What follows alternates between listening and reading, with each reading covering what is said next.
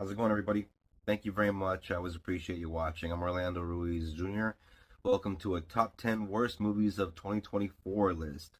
My list, to be exact. And I'm talking about movies that I saw that I didn't like throughout the year of 2024. Keep in mind that I didn't see everything. There are a lot of people out there that watch like 150 to 200 movies in a given year. And yeah, I'm not going to go out of my way to watch a bunch of shitty movies just to waste my time.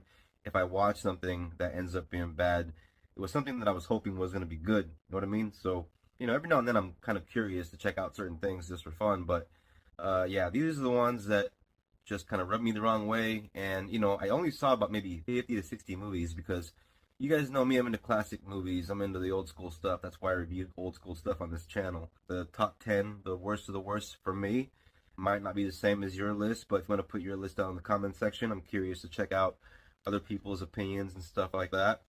But with that said, we're going to get started with my number 10. Bada bing, there it is, number 10. Drive Away Dolls. This movie was directed by Ethan Cohen, and that's half the Coen brothers right there, so I'm thinking, okay, this would be a good movie.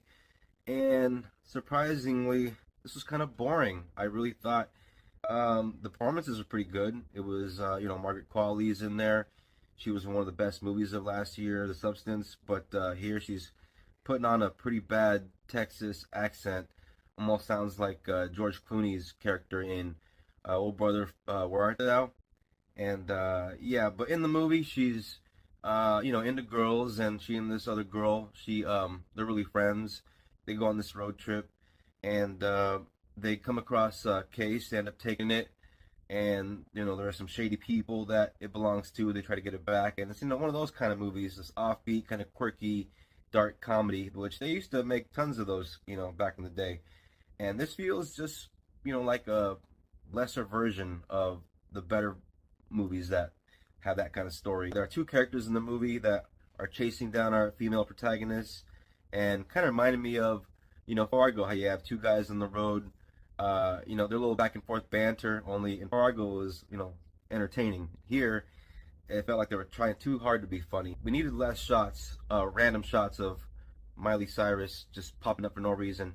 That might have improved it slightly because she just pops up for no reason in this kind of psychedelic haze at random sometimes. And why they do it, I don't know. I think it's just to make the movie feel a little more quirky and, give it that little kind of strange feeling. But yeah, just not for me. And so, yeah, Drive Away Dolls, number 10. Number 9, baby. Beetlejuice. I'm a Beetlejuice fan. Those of you that have seen my Beetlejuice review video, I'm a fan. And so I didn't want to admit to myself when I walked out of the theater that this wasn't all that great. It was okay when I walked out. I thought, okay, maybe there was some fun to be had there, and I was kind of like lukewarm about it. So I had to watch it a second time. After a second viewing, yeah, I'm convinced this is a pretty bad flick. In the end, Monica Bellucci's character didn't amount to anything. She was kind of a throwaway villain. It's really crappy makeup they have on Willem Dafoe. In the first movie, they didn't care about scaring little kids back in the day. They scared us all day long. But here, they're really trying to tone it back because these times, everybody's so damn sensitive. These modern day movies are so watered down. They're basically watered down versions of the classics we grew up with. And so, we got an F-bomb in here. That was nice. They did that in the first movie, but then they, like bleed another one. They didn't want to go for the R, but if that's the case, why not just get rid of the other F-bomb and use it for the one you ended up bleeping? Maybe that would have been more effective. I don't know. That's just my opinion, but yeah, didn't like it. Disappointed. And also that Soul Train part.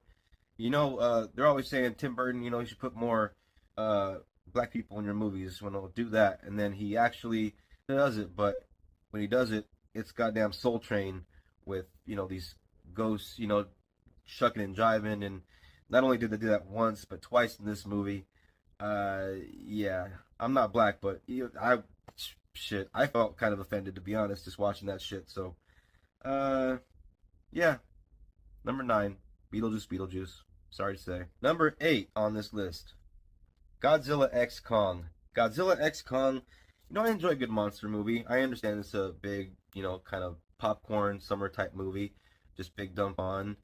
But I'm not really down with all that Journey to the Center of the Earth kind of storyline. I think that when it gets a little too sci-fi, it just kind of loses me. And I think it doesn't help that after something like Godzilla Minus One, which was my favorite movie year before last. Yeah, that really kind of set a new bar. And now if they keep coming out with stuff like this in terms of these monster movies, they're just not gonna seem all that great in comparison, in my opinion. And so I know it's supposed to be a different kind of monster movie. I get it; it's a different tone and all that, different people making it. But yeah, it just feels like you're watching a very disposable cartoon.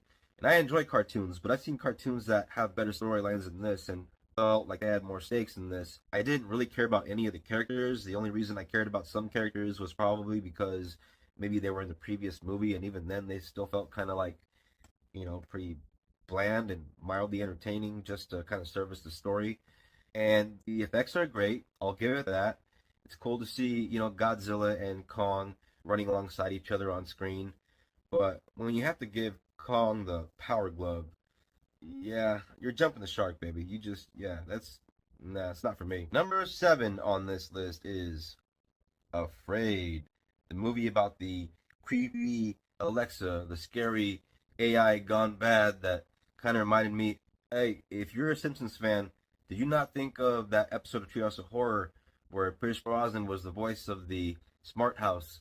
If you seen this movie and if you know that episode, then you know what I'm talking about. That's all I could think about while watching this movie, which just made me wish I was watching that episode. Just a couple of minutes into the movie, we see a scene where a character is going down the stairs after their child in the dark, saying some really stupid standard horror movie dialogue. That right there let me know what I was in for. And throughout the movie, there was some okay dialogue, some okay acting from, the actors involved playing this family that are in this house that, are trying this Alexa, this evil, I can't even remember the name. What is it? What is her name? It's the name of, I don't remember. Maybe it's because this movie's forgettable. In fact, it was so forgettable for the purposes of this video, I decided to watch it one more time just to give it a fair shake and see if maybe I was wrong on that first initial viewing. And nah, they had that good period for a little while where the AI makes itself useful, but before they know it, it ends up crossing a few lines, and then they end up having to cut it off for a little bit, and the AI doesn't like that, and it tries to come back in different ways. And the dad is so set on going against this thing and fighting for his family, making sure that this thing goes away. And the ending of this film is pretty damn stupid. Number 6 on this list is Lyft, a Netflix movie, so I shouldn't have been all that surprised, but I tried to be optimistic about it because I was a fan of this director. Oh, I am a fan of this director, still am. But, F. Gary Gray has made some very good movies. I'm a fan of Friday from 1995. I really enjoyed his remake of The Italian Job that came out in like 2003. And, he also directed Straight Outta Compton, for crying out loud. So, yeah, you're really going to make something like this, man. Come on. You're going to try to make Kevin Hart an action star? Nah, doesn't work. Not for me, man. Just can't buy it. I don't even think Kevin Hart is funny. I tried to watch his stand-ups back in the day. My homeboy would put him on and watch him, and he'd be sitting there in the corner cracking his ass up while I would just be sitting there like, can't wait for this to end. So in the movie, Kevin Hart is the leader of this team of professional thieves that are blackmailed to steal this gold from a character played by Jean Reno, the professional himself. And it was cool to see Jean Reno in a movie again, but they don't do much with him. He's just there to be the heavy, and the characters, the cast of characters, all the thieves, they all have their little quirky, little personalities, and some of them are kind of fun, but a lot of the humor in the movie is that standard kind of modern day, watered down 2020s type of humor that, very clean cut, very non-threatening, and, another just boring action movie with this plot that's kind of convoluted to the point where I'd have to watch it again to really understand the plot, because it involves them having to steal this gold because it's going to save lives. And I don't know. I don't know, man. It was a movie, I can tell you that. Number 5 on this list, Night Swim, the movie about the haunted pool that stars Wyatt Russell, the son of Kurt Russell, his other name he goes by. I don't know, maybe it could have been good. Wyatt Russell is a good actor. The story, nothing much there. You got this family, this dad, he's a former baseball player played by Russell, and he has like back problems and stuff, and this pool has like magical powers, and it's also an evil pool, and he gets in there, kind of helps him out a little bit with his back for a while, and everybody's enjoying the pool for a while, and then pretty soon it's affecting people and it's affecting him, and it kind of goes that route of like the dad that's becoming a little too hard to bear for the family. He's starting to kind of lose it a bit. All you have is people drowning because it's a haunted pool, so not really, it can't, get you. Like it can't, stab you with anything. It can't do. There's not really any Final Destination stuff going here. It's just people show up drowning. They drown. It's a pool. It's haunted. Nice one. Check it out for yourself if you're curious. Number 4 on the list is Tarot, another PG-13 horror movie. Upon exploring this house in a room with all these old artifacts, somebody finds a little box, and in that little box is these really old school looking, creepy looking tarot cards with really cool, gnarly designs, I gotta say.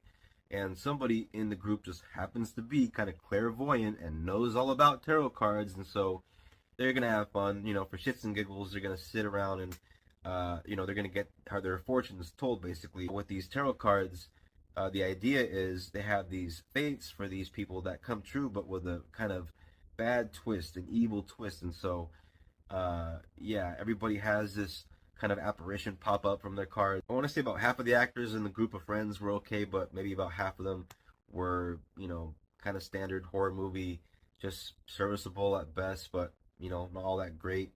And that's also, that same thing goes for the dialogue. The dialogue okay at times, and then other times pretty, standard horror movie bullshit kind of dialogue. And yeah, you watch this kind of thing and you just, want to watch something that's better. So whenever I'm watching a movie like that, it just makes me think, okay, you're going on the list. You're on the list. And so there it is at number 4, Tarot. Number 3 on the list, Madam Web, baby. Madam Web.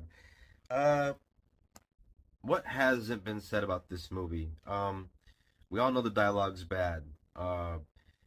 It gets really old really quickly seeing Dakota Johnson's character have these visions and say, I had a vision. It's fucking, yeah, these movies are, these Sony movies that try to pretend like they're Spider-Man connected movies. Thank God it's over. Hopefully it really is over, because sometimes people never know when to quit. They'll say they're done, but then they come out with something else. We might be getting Rhino the movie. From the cringy dialogue to the 3 characters that we're supposed to care about, because why? I don't know, because the bad guy had a dream about them, and so now we gotta care about these girls. Didn't give 2 fucks about these girls. I didn't care about Dakota Johnson's journey to becoming Madam Web, because I don't know shit about Madam Web. I wanted to learn about Madam Web, but the more I learned, the more I realized don't really care. This is the definition of a cash grab. They're trying to squeeze money out of characters that nobody wants to see on screen, but because they feel people know that they're connected to somebody that we want to see on screen, they throw on these little things in there that they try to pretend they're going to lead to something else that never pay off, and they just keep fucking the audience over and over again with these badly produced, badly made movies. There are bad performances in this movie. There are bad lines of dialogue, as we all know, and I think we all kind of wonder just how did something like this get released? I think it's hard to fathom for a lot of us. How did people not see this when they were in the editing room, when they watched it, like the first time they screened it? Did they not see this might be something you might not want to tarnish your already tarnished brand with after something like Morbius? Number 2 on the list, Rebel Moon Part 2, The Scargiver. Now, I will admit, I saw the first one and I didn't like it, but I didn't think it was that bad. I thought, okay, maybe there's the potential here for the next one to be the one that I can really get behind, because I saw some stuff in the first one that, even though I didn't think this is, good stuff, I thought, it's okay, I don't hate it, but it's not quality Zack Snyder. It's not 300 Zack Snyder. It's not Man of Steel Zack Snyder. It's not even BVS Zack Snyder. When I first heard Zack Snyder pitch his own version of Star Wars to Lucasfilm, I thought, that is pretty awesome. And I was actually really curious to see something like that. And that's why I was kind of curious about checking out Rebel Moon. But when your movie just takes place on this wheat planet, I mean, George Lucas didn't set his entire movie on, Tatooine. He went out into space eventually. And so, yeah, I gotta say I was very disappointed. Various parts where there's nothing going on except people just talking, where you want to see some, you want to see things go down. You want to see some pew pew pew. You want to see some asses being handed to them, but they get to that eventually. Eventually it does happen, and then it gets to be about good 30 or so, maybe more. I want to say the first half is kind of a slow burn build up to the, third act where the action finally does kick in. But come on, man, you're Zack Snyder. Give me some action. Like, give me some more. I want more. I don't just want some at the end. I want to see it. Like, I want to see the action. I don't care about these characters. I don't care about this world. The villains are just bland and forgettable, just standard movie villains. And your best action movies are always going to be as good as their villains, as some of the best critics have said in the past. And so, yeah, very disappointing. Cool effects, a couple of cool action moments, but nothing that I remember. And that's the thing. When it comes to a good action movie, I want a sequence that I can talk about and share with a buddy of mine and say, hey, this part, and I can quote things, and I can talk about how this scene happened and all that. But there's nothing like that to talk about, because it's just them having this war on this dust, this grain planet, which they're all about the grain in this. And then the bad guy is like, screw it all, burn the grain, we don't need the grain. And it's like, what? I thought you wanted the grain. I don't know. I don't get it. In the number one spot of my top 10 worst movies of 2024, according to me, is Ghostbusters Frozen Empire. I am a Ghostbusters guy. I'm a huge fan of the cartoons from back in the day. I watched them as a kid. Even nowadays, I still kind of put them on every now and then just to have a little refresher, because I still enjoy it. I'm a kid at heart. And so, yeah, I love Ghostbusters from 1984. I even enjoy the sequel from 1989, and I really enjoyed Ghostbusters Afterlife, because it kind of helped to wash the taste out of the 2016 movie out of my mouth a little bit. And because of the trailers for this looking like they were going that fantastical route, kind of made it look like a live action version of the cartoon show from the 80s. I was looking forward to this movie very much. I was looking forward to seeing, our OGs coming back. But are they really back? No, they're in there a little bit. And you get some more Dan Aykroyd, you get some more Ernie Hudson, but Bill Murray is just constantly just like, fuck you to the rest of the fans. And he shows up for those, episodes of The Tonight Show with Jimmy Fallon to promote the goddamn movie, but is he in the movie all that much? No. So, yeah, I'm at that point where I'm just like, Bill Murray, I love the guy. I love many of your movies. I love your work, but, man, it's fucked up what you did to Ghostbusters. We could have had a great Ghostbusters movie back in the day when Harold Ramis was still alive. We could have got something going and, all that, but they had this feud, and, it's just tragic. It's really, really tragic. And, yeah, Harold Ramis is sorely missed in these movies. And I like the cast. I enjoy the little kids, but it's just not Ghostbusters to me, especially when you have all these extra additions. And, now we have way too many Ghostbusters. The Paul Rudd stuff in this movie, just all the humor falls flat for me. I really don't want them to keep making these movies, to be honest. I feel like the Ghostbusters are old enough to we don't even need to keep bringing them back. Let these guys retire. Thank you all very much for watching. I appreciate it. For those of you that are new to the channel, I usually talk about classic movies, so if you're into this kind of thing, go ahead and subscribe and hit the bell for notifications on classic movie reviews. And every now and then I do top 10s and stuff like that. And so with that said, thank you very much for watching, and all my supporters, I appreciate you sticking with me and watching, all three of you out there that watch. And so, till next time, take care of each other, peace out, and God bless.